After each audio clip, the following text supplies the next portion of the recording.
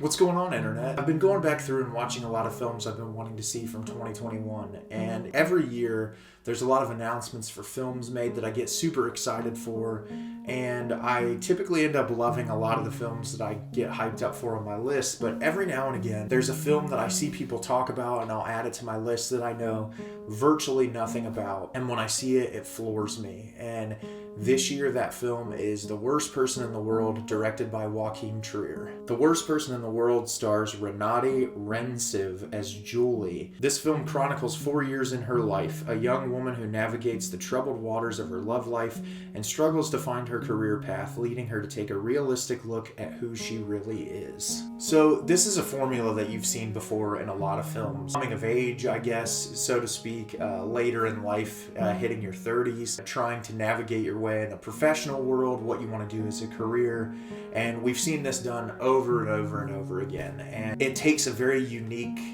and interesting approach to craft a story like this and make it so engaging and inspiring. And this movie really surprised me by just how incredible it was executed. This could have been so cliche and bland, but it's really interesting, it's funny, heartwarming, depressing. There's a multitude of emotions that this film conveys, and it has a lot to do with the filmmaking, a lot to do with the performances, and I'm going to get into that in this review. So the first thing I want to talk about is the actress who plays Julie, who I'm sure I absolutely butchered her name. She is incredible.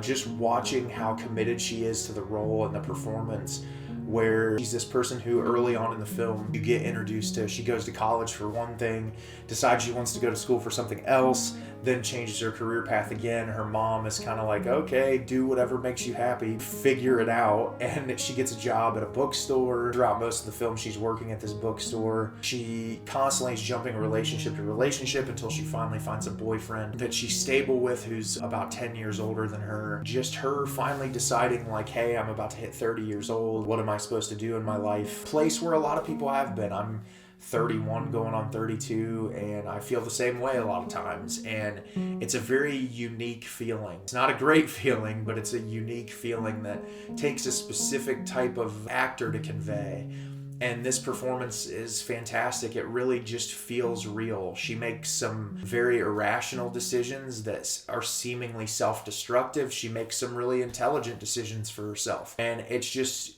like everyone in life, when uncertainty plays a role, you do everything that you can to try to make the best decision possible for yourself and move forward. And that's what I really liked about this movie. Is it's kind of messy and it's sloppy the way that Julie tries to make decisions that she thinks is best for her life, but at the end it is her life and she's trying to do what's best for her. That's what I enjoyed. She gets in this relationship with a guy who is a really successful cartoonist. They make a joke about his cartoons are vaguely sexist, which plays a role later on in the film.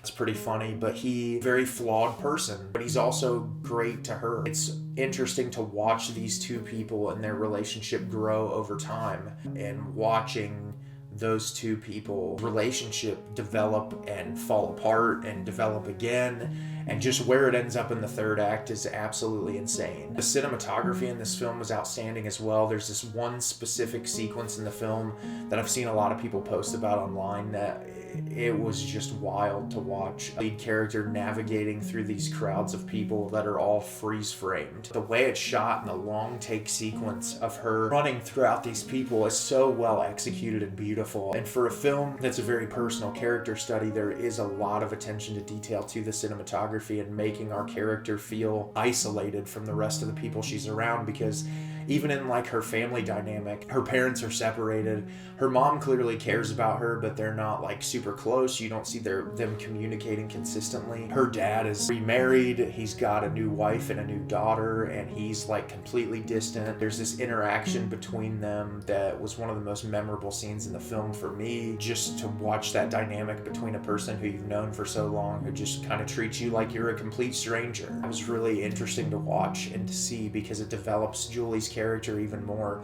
and makes you understand where that uncertainty comes from, because she doesn't want to be like the people who she was raised by. And you can tell that she's just trying to make a decision for herself that will make her life the best that it can be. And once the idea of kids are introduced, she's really nervous about that. And it's great to see how there's all these real life problems that are introduced throughout the film that make you feel for her even more and make you understand her situation. The score in this movie is really great. The inclusion of music from all sorts of eras, which I really liked, mixed in with the original score. It has a really unique tone, and it doesn't feel ham-fisted or anything. Sometimes the inclusion of popular music in film can feel sort of out of place, but I felt like it really just made the movie more accessible. The collection of songs was really good. A lot of things I recognized, some stuff I didn't, but it made the experience of the film even more enjoyable. And I think what I liked the most about this, like I said, is this idea of navigating a period in your life where you hit 30 years old, everybody thinks you have everything in life completely figured out, and our lead character has figured out virtually nothing. She's just trying to grow as she moves forward in her life, and there's moments where she, like I said, makes decisions that feels like she's backpedaling. The relationship between her and her boyfriend, another man is introduced. The dynamic between her choosing between that man and the one that she's with makes the new guy that she's introduced to, makes her feel very happy and young. But how long is that going to last? Are you going to feel that way for forever? And then the dynamic between her and her current boyfriend, likes that he's an artist. She likes that he is constantly engaging with her. She talks about how their conversations are great, but she doesn't feel like it's completely right. And just trying to be like, okay, I'm at essentially the midway point of my life, and I want to make sure that from here on out, whatever I choose is going to be the right decision. And I liked that a lot. And it's a place in your head that I feel like everyone gets to at some point, where you're like, okay, am I making the right decision for my life? Am I doing what's best for me?